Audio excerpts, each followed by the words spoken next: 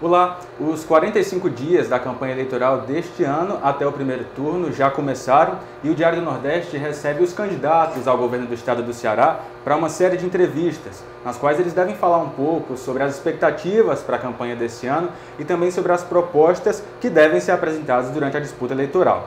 Aqui nós estamos com Ailton Lopes, que é bancário, professor, filiado ao PSOL, já disputou o governo do estado em 2014 pela primeira vez e agora se prepara aí para começar uma segunda campanha.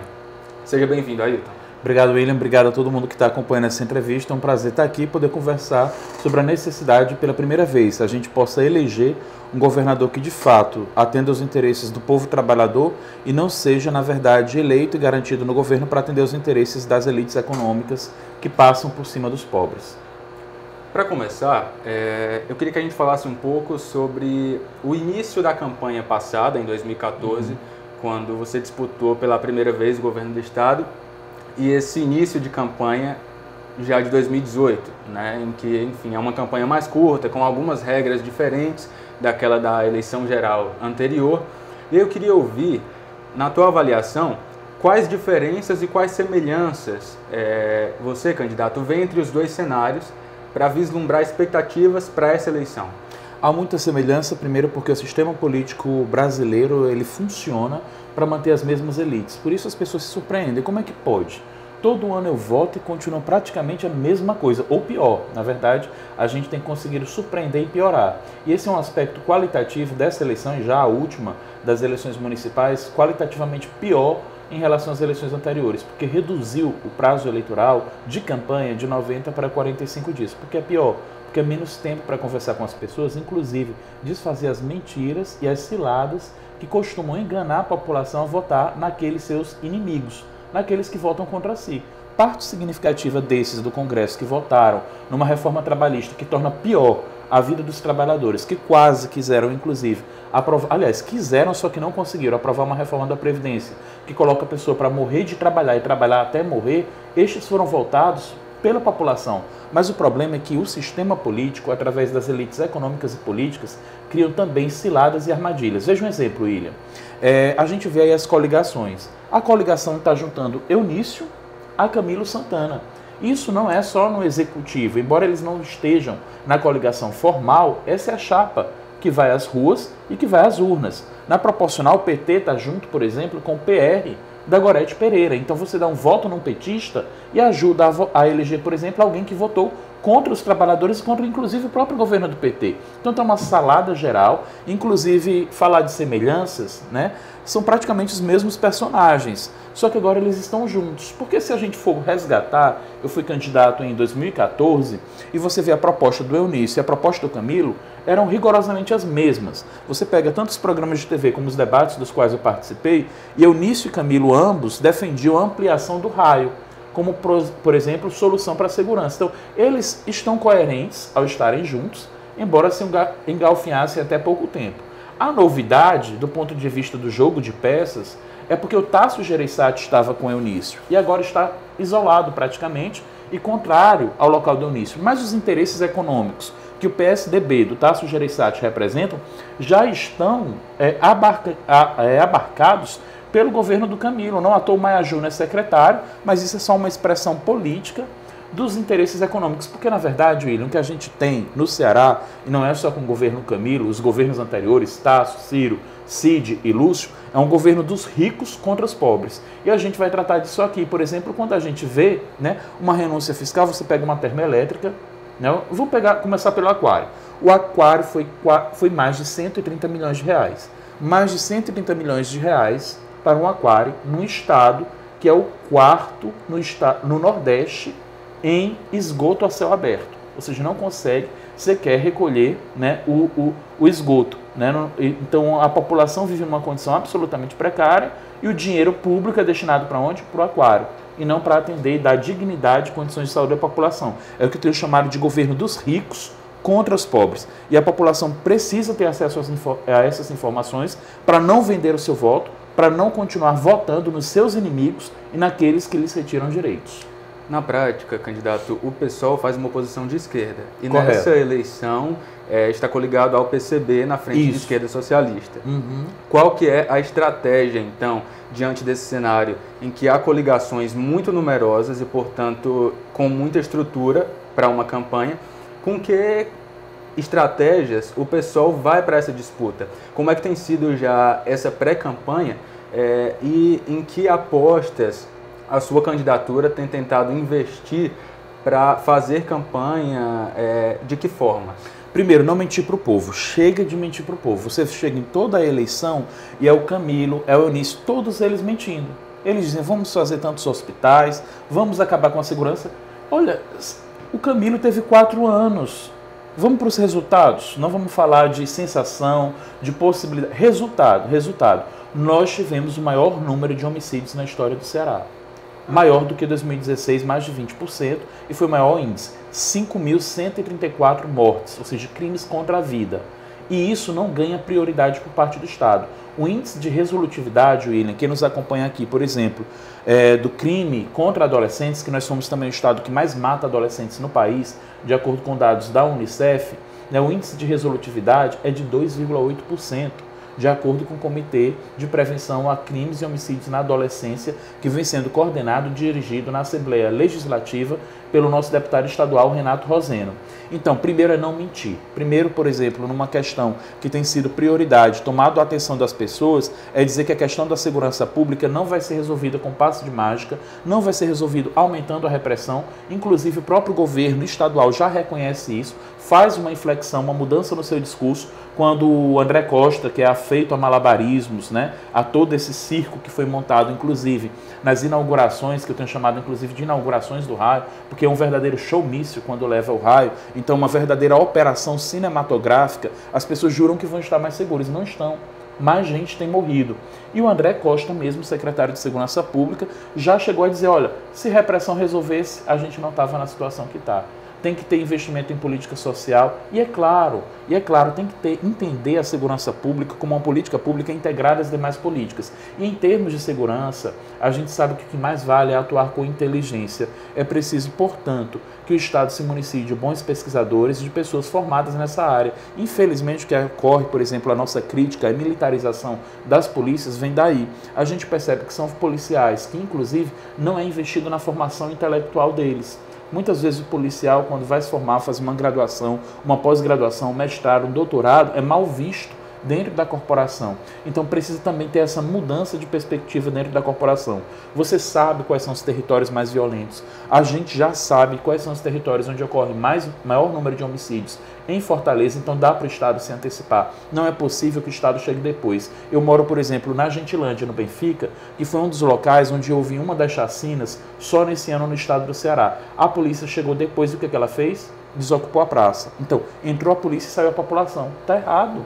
O povo tem que ocupar os espaços públicos e a polícia tem que estar lá para proteger. O que ocorre hoje, William, que está nos acompanhando, é que nós temos uma polícia preparada para matar e para morrer.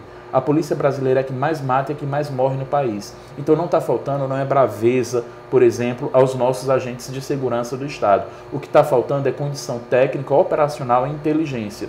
É nisso que precisa investir. Com isso eu vou dizer que eu vou reduzir os homicídios no estado do Ceará, no nosso governo. Vai baixar para 50%, para 45%, eu não posso afirmar isso. Se eu afirmar isso, eu estaria sendo, no mínimo, leviano. A política de segurança ela tem que ser testada, mas para ela ser testada, ela precisa de regularidade. É algo que não tem ocorrido no nosso estado. Mesmo Camilo Santana sendo aliado do Cid Gomes, por exemplo, você percebe já uma mudança, embora com enfoque na repressão, há uma mudança na tática em relação ao Ronda do Quarteirão e ao raio. Então você não tem uma regularidade na política de segurança pública. Isso não é pensado no longo prazo. E veja que em 10 anos nós tivemos 34.899 homicídios no estado do Ceará. Isso significa dizer uma população superior a 70% dos municípios do estado do Ceará. É como que se nós tivéssemos... Eu estava em Mucambo recentemente, nós tivéssemos dizimado 2 Mucambo e meio. Então como é que a gente para isso? Uma coisa é certa, manter esse mesmo rumo que a gente tem tido até agora, de enfoque na repressão, que é defendido não apenas pelo governo estadual, embora já haja uma mudança discursiva aí, porque foi um fracasso, foi uma tragédia. Então o governo diante da tragédia e do fracasso, que embora seja incapaz de reconhecer publicamente, porque sabe que isso pode lhe dar e conferir uma derrota eleitoral, ele reconhece isso já na mudança do seu discurso, quando já diz, olha, a repressão só não resolve. Então também não vai, se a repressão só não resolve, não vai resolver com um discurso fácil do candidato do Tasso Gereissati, que sempre mandou nesse estado e nunca se preocupou em resolver os problemas da imensa maioria da população. Ele se preocupou sim em enriquecer a si próprio e àqueles que são seus amigos, os amigos do rei, que continuam inclusive muito bem com o governo Camilo Santana. Candidato, segurança pública tem sido um tema apontado, inclusive por muitos dos candidatos ao governo, como um tema que deve ser central nessa campanha. Primeiro quero saber se o senhor concorda com isso, se o senhor acredita que a segurança pública ela deve estar pautando de fato os debates na eleição desse ano. E para além disso, o senhor tem um plano de governo na chapa PSOL-PCB com 185 páginas, 378 propostas no total. Quais são as outras temáticas, quais são os outros problemas e as outras alternativas que a sua candidatura pretende pautar nessa eleição? William, bem perguntado, porque inclusive quando a gente estava tratando anteriormente, eu já entrei no tema da segurança pública por considerar de fato que essa tem sido a preocupação, com razão, né? A gente está falando de vidas, e nesse caso todas as vidas para nós importam, né? E essas vidas que são ceifadas são basicamente nas periferias, nos locais mais pobres da nossa cidade. Quando você vê, por exemplo, o índice de homicídios na adolescência, repito, com o trabalho feito no Comitê de Prevenção a Homicídios na Adolescência na Assembleia Legislativa levado a cabo pelo Renato Roseno, mais de 2/3 são de jovens negros, pobres da periferia, onde a renda familiar é de até 2 salários mínimos. Mas nós temos outros temas para tratar, claro, diversas questões, inclusive a gente percebeu aí nas pesquisas, não é agora, não é em 2018, você pega 2014, foi segurança, foi seca, foi saúde, né? Mas um enfoque fundamental, porque quando a gente fala de propostas para o Estado, a gente tem que falar de orçamento. E a gente tem que falar, portanto, de como estão sendo geridos os recursos. A gente precisa melhorar a qualidade do gasto no Estado. Infelizmente, a gente tem percebido que o dinheiro, o orçamento, os cofres públicos têm sido assaltados para atender os interesses de uma pequena elite econômica no nosso estado. É inaceitável e o povo do Ceará precisa saber. A UTE, a termoelétrica do Pecém, aquela que foi do Ike Batista, que inclusive foi parar na cadeia, está em diversos escândalos de corrupção, inclusive é muito fácil detectar com quem o Tasso, com quem o Camilo costumam andar, né? São essas as companhias deles. A UTE do Pecém, ela recebeu, para você ter uma ideia, só do BNDES, 1 bilhão, gente, 1 bilhão e 400 milhões de reais. Não bastasse isso, o estado do Ceará, achando pouco, o governo Camilo Santana concedeu um desconto de 58,8% no ICMS para a termoelétrica. Isso significa dizer 900 milhões de reais. É pouco? O governo Camilo ainda destinou 200 milhões de reais para a Esteira fazer o transporte do carvão mineral. Olha, a termoelétrica está sendo utilizada onde? A Europa não utiliza, aí esse lixo vem para cá. Né? Consome uma quantidade de água absurda. Veja, a outorga é de quase 1.000 litros por segundo, 993 litros por segundo, tem consumido 800 litros por segundo. Vamos falar aqui para quem está nos acompanhando, isso dá para abastecer um município de 300 mil habitantes, ou seja, consome muita água no estado onde mais de 90% do território é no semiárido, falta água para o povo, tem gente utilizando água de carro-pipa, mas tem muita água para a termoelétrica. Veja, vamos fazer a conta, eu falei em bilhões, 1,4 aí do BNDES, 900 milhões só por conta da isenção do ICMS, mais 200 milhões para poder manter a esteira que transporta o carvão mineral. Bilhões. Quantos empregos gera? Pouco mais de 300. Vale a pena o Estado, tanto o governo federal como o governo do Estado, gastar bilhões para gerar 300 empregos, utilizando água que dá para 300 mil habitantes? O povo precisa saber disso. É escandaloso. Então nós precisamos dizer que o dinheiro do povo suado, porque esse dinheiro vem dos nossos impostos, do nosso suor todo dia, não pode ser utilizado para sustentar os grandes empresários amigos do rei, amigos do Camilo, do Tasso, do Eunício, de toda essa elite que está aí. É inaceitável que nós, o povo trabalhador, sendo a maioria do estado do Ceará, continuemos aceitando ser governados por elites, inclusive parte delas corruptas, envolvidas em escândalos de corrupção. E há várias irregularidades. Irregularidades envolvidas em relação ao aquário, irregularidades em relação à licença ambiental. A Semaciaí passou recentemente por um outro escândalo em relação à concessão de licenças. E aí você vê licença para um empreendimento como esse, que está roubando água do povo do Lago Amado Cauípe, do povo da comunidade de Parada, ali em São Gonçalo do Amarante, que é a região metropolitana do estado. Olha, você disse uma coisa muito certa, William. Nessa campanha, a estrutura deles é muito pesada. É muito pesada. Mas não é possível que a gente não seja capaz de se indignar com tamanha injustiça. Com tamanha injustiça. Ou seja, bilhões só para uma única termoelétrica que consome água que dá para 300 mil habitantes e gera só 300 empregos. Então o comércio, o serviço, o turismo, há outras atividades econômicas que consomem menos água, provocam um impacto ambiental, portanto, menor, não utiliza tanto recurso do Estado e gera mais emprego. Por quê? Qual a razão? Quais os motivos que levam governantes a atenderem a esses interesses? No mínimo, você pensa em interesses escusos. Interesses escusos, por exemplo, dá para pensar em que acompanhe quem financia as campanhas. Na última campanha foi mais de 40 milhões de reais. A campanha do Eunício, a campanha do Camilo. Quem financiou? Alguém sabe quem financiou a campanha do Camilo e do Eunício? Pergunte, gente.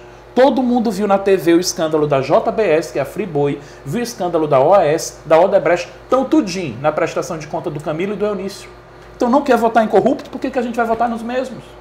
Então, isso que indignou as pessoas, que foi a corrupção, e que inclusive foi mal utilizado, esse sentimento das pessoas que foram às ruas para dizer que tirando a Dilma, por exemplo, ia acabar com a corrupção, o que a gente vê foi uma quadrilha tomar de assalto o poder. O Gedel Vieira, que é o homem, braço direito do Temer, foi para onde? Na cadeia. O cara roubou o povo. O cara é assim com o Temer. Então, o Eunício é aliado de quem? É aliado do Temer, é aliado de todos esses. E o Ciro Gomes sabe disso. E hoje o Ciro Gomes está com quem? Está juntinho aí, Cid Gomes. Esse povo não tem vergonha na cara de aparecer para o povo brasileiro junto. Então, isso é de indignar a população. Então, as pessoas precisam saber disso. Então, se retomando, você disse que tem grandes estruturas. Nós apostamos na indignação do povo. O povo precisa saber quem são seus inimigos, para não andar do lado deles, para não estar junto com eles, para a imprensa, inclusive, ser responsável e não dar uma cobertura maior para um candidato que tem mais estrutura, porque a estrutura não vem só deles, não. Quando a gente vai ver a cobertura jornalística, né, é maior. A última eu fui candidato. Em 2014, você pegava, abria a página dos jornais aqui no estado do Ceará, era uma página inteira para o Camilo, outra página inteira para o Eunício. Quando aparecia, era eu no cantinho. Quem é que está dando estrutura para os grandes partidos? São os jornais também.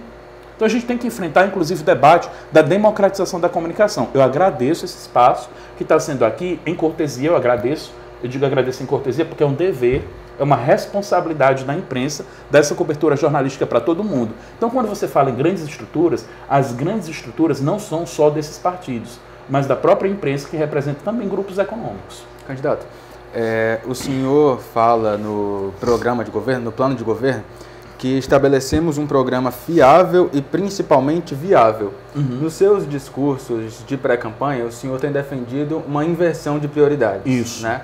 E o senhor falou um pouco do orçamento.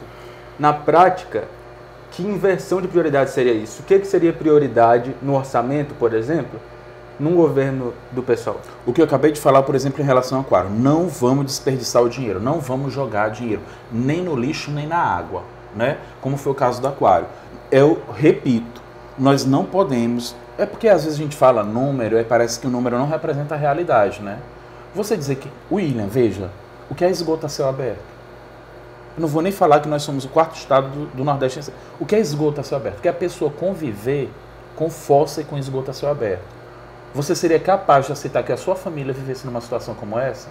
Pois nós temos mais de 91 toneladas que não são recolhidas. Nós somos o quarto estado nisso. Por que que eu, sendo governador, vou gastar 130 milhões de reais no Aquário? Qual a minha prioridade? Então a inversão de prioridade é isso, entende? Como é que eu vou depositar milhões, por exemplo, numa termoelétrica, que gera bem pouco emprego? Quando eu posso o quê? Investir na agricultura familiar, no turismo comunitário, cultura, investir em cultura, isso mesmo, em ciência e tecnologia. As universidades estaduais, nós temos três universidades estaduais do Ceará, e elas sempre são rigorosamente, não é só o caso do Camilo, todo governo vê isso como o quê? Como fardo. Como fardo, quando essas 3 universidades são as que mais formam professores e professoras no estado inteiro do Ceará. Quando a gente sabe que ciência e tecnologia ela é capaz de provocar um desenvolvimento tecnológico tal que possa avançar, inclusive, em novas formas de economia, né? Uma nova perspectiva econômica para o estado do Ceará. Então, inverter a prioridade é isso.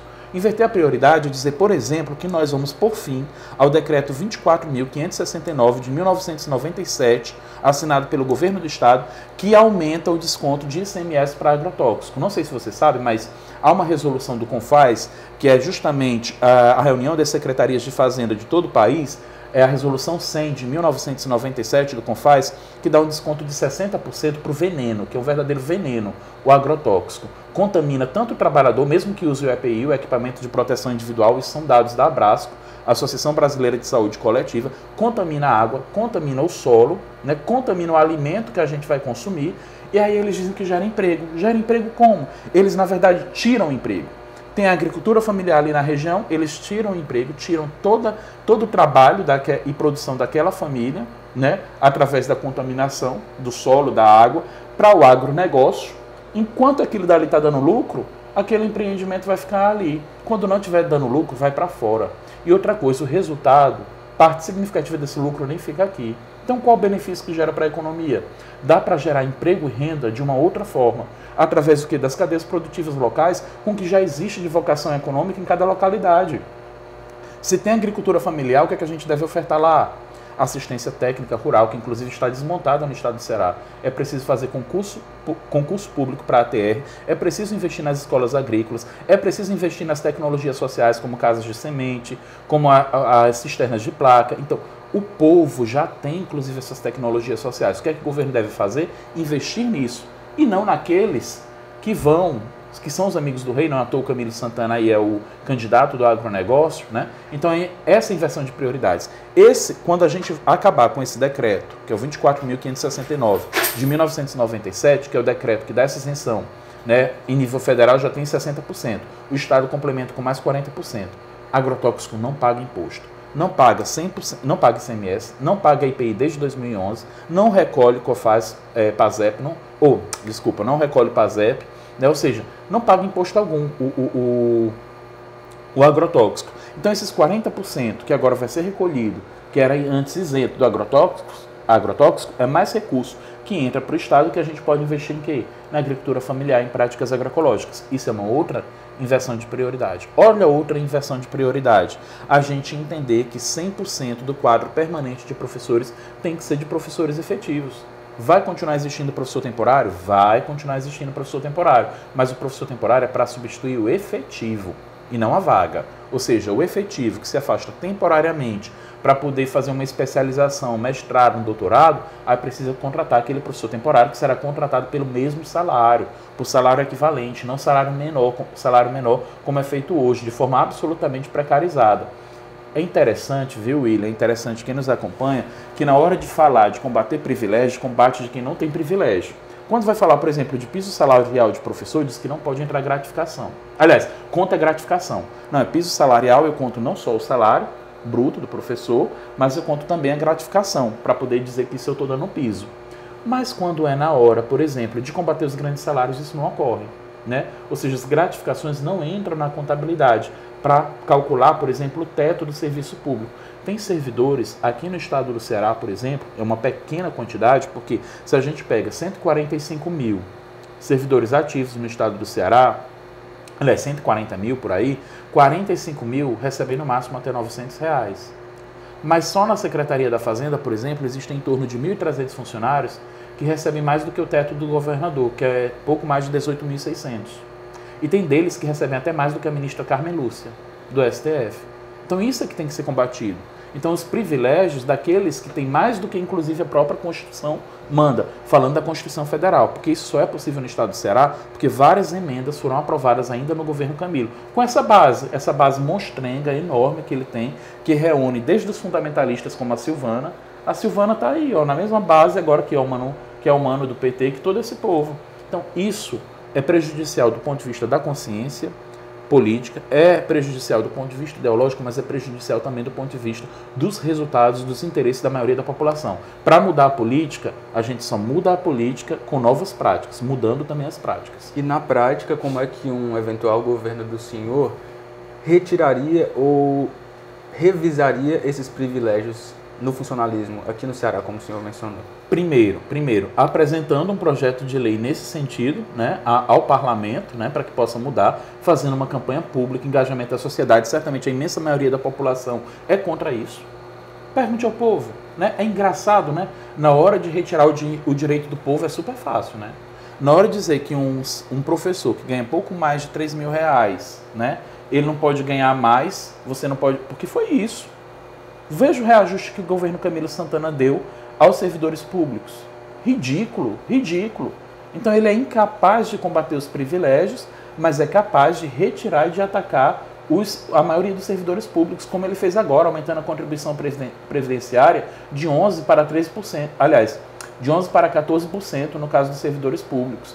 Então, se a gente conversar, olha, eu estou falando coisas aqui que muita gente, inclusive, não está ligado, não acompanha. Quando a população souber desse tipo de situação, o que é que ela vai fazer? Ela vai dizer o quê? Eu preciso melhorar o salário. Veja, é razoável, é simples das pessoas entenderem.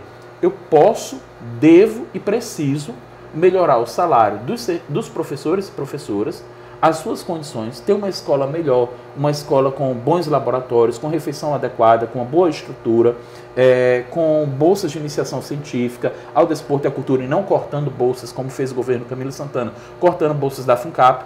A população vai optar por isso e dizer, esses que ganham muito e não deveriam, estão ganhando acima do teto, ou seja, contra o que determina inclusive a própria Constituição Federal, esses podem receber menos, podem receber um pouco menos. Mas não vamos também se ater só do ponto de vista da reforma em relação ao funcionalismo público, não. Se eu disser para o povo, olha, eu estou dando bilhões ou milhões aqui para uma termoelétrica, é melhor eu dar milhões para uma termoelétrica que gera 300 empregos ou eu investir em saneamento básico?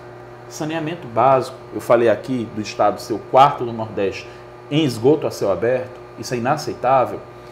Saneamento básico, a cada real que você investe em saneamento básico, é R$4 a menos no custo da saúde pública. Isso é economia de gasto. Isso é melhorar o gasto público. E além disso, gera emprego e renda. E melhora a saúde pública e a dignidade de vida das pessoas. Então, na hora que você coloca uma proposta dessa, ou seja, ao invés de eu ficar mentindo para o povo, dizendo, olha, eu vou dar mais hospital, vou construir mais isso, e depois eu chegar depois de 4 anos e dizer, olha, o orçamento não deu, eu prefiro debater com a população, como a gente fez na outra eleição, e continue a aperfeiçoar ainda mais nessa, debater prioridades. Olha, gente, é o seguinte, tem um orçamento.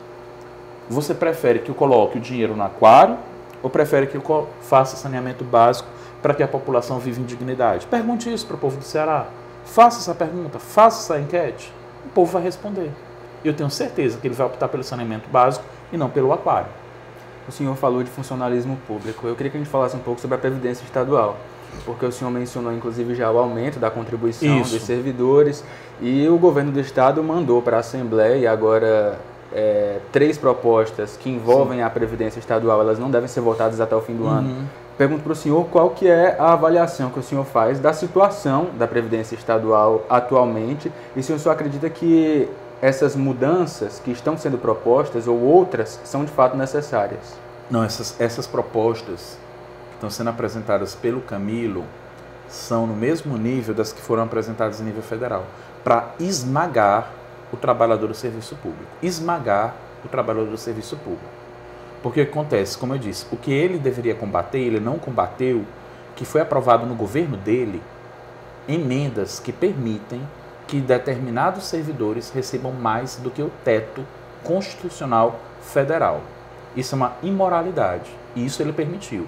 Então, o governo Camilo Santana não tem condição moral de falar, por exemplo, que vai sanar a Previdência Pública esmagando o direito dos servidores públicos em geral. Então, para nós, isso não resolve. 2, isso está dito no nosso programa, que nós vamos rever essa contribuição previdenciária que foi feita. 2, nós somos contra, nós somos absoluta e rigorosamente contrários ao modelo de previdência complementar que ele propõe construir para o Estado do Ceará. Nós defendemos o regime próprio do servidor público federal. Essa, inclusive, é uma bandeira histórica do próprio partido ao qual o governador é filiado, que ele trai. Aliás, ele faz questão de trair as bandeiras do seu partido político. Não à toa ele está junto com os mesmos que mandaram Lula para a cadeia.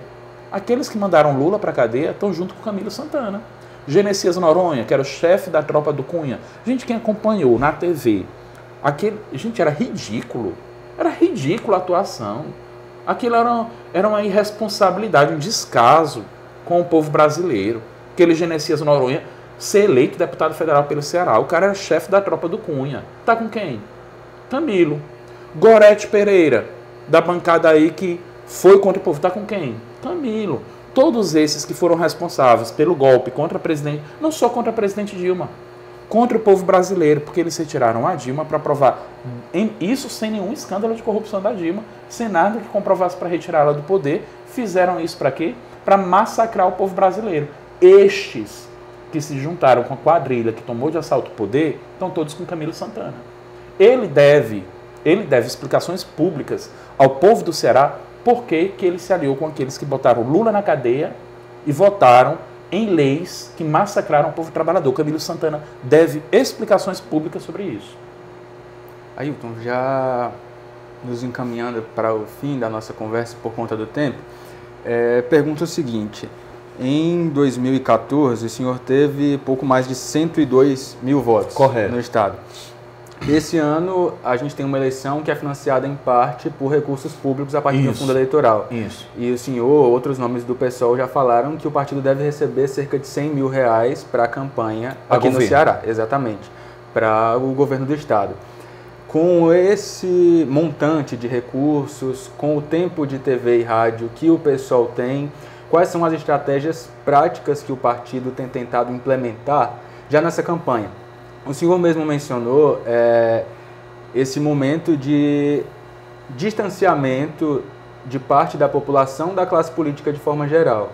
Como é que o pessoal tem buscado dialogar com as pessoas nesse sentido e de quais estratégias vai se valer para isso na campanha? Do jeito que todo mundo devia fazer, sem comprar consciência e sem comprar voto. Né? Porque eu ando no interior do estado, o que mais se fala é em compra de voto. Em compra de voto. Inclusive na própria Assembleia Legislativa. Vocês, jornalistas que acompanham, né, o que o pessoal chama de mundo político, né, que o mundo político, na verdade, devia ser todo o mundo, né, as pessoas entenderem que política é lutar por seus direitos, todo mundo acompanhou a vergonhosa movimentação na Assembleia Legislativa de deputados falando que isso acontece. Os próprios deputados falando que isso acontece. Eu teria vergonha de falar disso. Então nós vamos fazer política do jeito que deve fazer, sem comprar consciência, sem comprar voto, conversando com as pessoas e mostrando que hoje está havendo um roubo, essa é a palavra, um roubo do dinheiro público para atender aos mais ricos, passando por cima dos pobres. É um governo dos ricos contra os pobres. É inaceitável. Bilhões para uma termoelétrica que gera 300 empregos, 130 milhões para um aquário, e o povo que está aí nadando até hoje em dinheiro e não sai do canto. E o povo do Ceará sem saneamento básico, o povo do Ceará vivendo numa escalada de violência sem igual, a juventude sendo obrigada a desocupar a praça, porque a polícia hoje é utilizada, assim, eu faço essa ressalva porque são trabalhadores, são agentes de segurança pública, na maioria, que vivem em situações absolutamente precárias, não é porque o governador fez mais concurso que as condições de trabalho dos agentes de segurança são boas. Mas veja, os agentes de segurança hoje sendo utilizados para desocupar praças e para escoltar famílias que estão sendo expulsas de suas casas. É esse o quadro vergonhoso do estado do Ceará. É essa a eficiência do Ceará Pacífico que o Camilo defende. Ele precisa responder por isso. Aí chega, por exemplo, um general, né, aí do PSDB, que é candidato, como se exército, por exemplo, fosse prova de eficiência de cuidar da segurança pública, que a gente sabe que não é. Não à toa, aí os números da intervenção militar no Rio de Janeiro dão conta de que a violência não só não estancou, como continuou escalada. Então, isso é não levar a sério a população. Isso é não levar a sério o povo do Ceará. Por isso que o pessoal aponta uma mudança de prioridades absolutamente concretas. É dizer, olha, eu tenho dinheiro aqui, o Estado tem dinheiro, eu vou botar no aquário, eu vou botar no saneamento público. O Estado tem dinheiro, eu vou jogar no veneno do agronegócio, do agrotóxico, ou eu vou colocar na agricultura familiar. O Estado tem dinheiro, eu vou botar numa termoelétrica, ou eu vou botar em negócios sustentáveis. Olha, se a gente fizer a soma de tudo que foi de dinheiro para a termoelétrica, daria, para você ter uma ideia, William, daria para colocar painel solar em todas as casas de Fortaleza. Não é uma coisa inacreditável? É uma coisa de você ficar pensando, olha, O BNDES, junto com o governo do estado, deram de brinde para a termoelétrica dinheiro que dava para você instalar painel solar em toda a cidade de Fortaleza. É grotesco. Então o pessoal vai fazer campanha falando a verdade, falando dessas questões e apontando para os mentirosos, inescrupulosos, corruptos que estavam separados e hoje estão juntos. Candidato, e como é que essa discussão ela já tem sido levada às ruas? Pergunto isso porque nós ouvimos de vários políticos que já estão em visitas, atividades nas ruas, que há uma dificuldade e às vezes uma resistência de parte do eleitorado ao diálogo, a ouvir ou a crer e comprar uma ideia, fazer campanha, entrar naquele projeto que está sendo defendido para a eleição. Como é que isso tem sido sentido pelo senhor, né? Essa é uma dificuldade nessa eleição em relação à eleição passada, pensando em tanta coisa que aconteceu no retrospecto dos últimos 4 anos? Como é que isso tem sido sentido pelo senhor nas ruas já? Claro que isso é uma dificuldade, né? Porque é difícil você mudar quando tudo joga para que as coisas continuem como estão, né? Quando você vê esse ajuntamento partidário, para que todos se salvem, entendeu? Para que os ratos se salvem, então todos se juntam, né, para continuar as coisas como estão, né? Então tudo no mesmo barco, tá aí, ó. O condomínio eleitoral do Camilo, que é das 46 vagas, tem 40 e tantos na Assembleia. O que a gente vai fazer, William?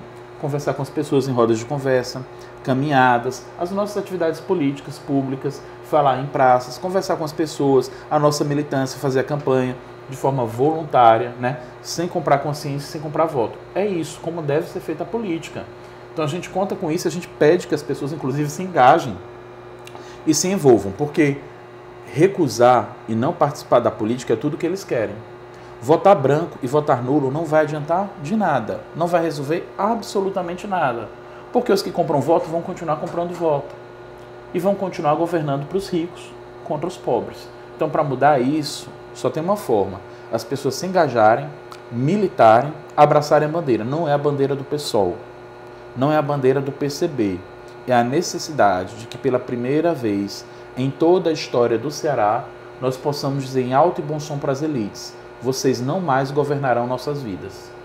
Nós não podemos admitir que os mais ricos continuem a governar os destinos da imensa maioria da população. Primeiro, porque nem misericórdia eles têm.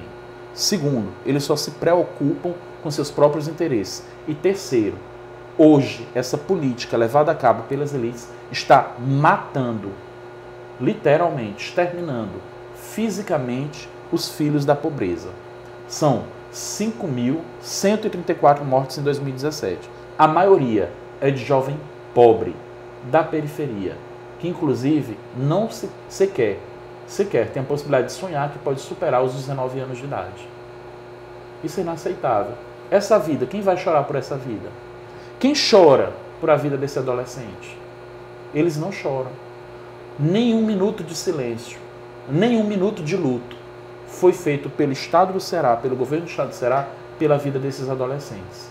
Nenhum sentido de urgência foi dado a essas mortes. Quando foi inaugurado o hub aqui das empresas aéreas, que foi 100 milhões de reais para cada empresa aérea, juntou todos os governos, todos os ex-governadores vivos. Quando morreram esses adolescentes nas chacinas, nenhum se juntou para tentar dar um caráter de regularidade, de seriedade, a uma política pública de segurança que pense primeiro na vida das pessoas. Então, é essa mudança de foco que a gente precisa fazer na política, no modelo político, nesse modelo econômico profundamente desigual e injusto que tem no estado do Ceará. Para finalizar, candidato, a gente deixa o espaço aberto para que, olhando para aquela câmera, o senhor possa deixar uma mensagem, falar diretamente com o eleitor que nos assiste nesse momento. Primeiro, se engaje nesse processo. Nós precisamos derrotar o governo dos ricos contra os pobres, que é o que tem ocorrido no estado do Ceará, e inverter as prioridades. Para isso é fundamental que a gente compreenda que a mudança política não vai ser feita só no processo eleitoral, mas a gente pode também, nas eleições, fazer deste um espaço onde a gente fala da dignidade do nosso povo, das vidas daqueles e daquelas que realmente precisam do Estado, precisam do governo, precisam da coisa pública que funcione para atender os seus interesses. É isso que tem faltado. Ou seja, pela primeira vez a gente tem a oportunidade de eleger um governo que não esteja mais dirigido ao serviço das elites econômicas. Ok, então, muito obrigado, candidato Ailton Lopes, do PSOL. Obrigado pela sua presença, pela sua atenção e boa sorte na campanha. Obrigado, William. Obrigado a todo mundo. Nós agradecemos a quem ficou nos acompanhando durante essa entrevista e a cobertura completa da eleição, assim como as entrevistas com os outros candidatos a governador, você confere no site do Diário do Nordeste e também na edição impressa do jornal. Até lá!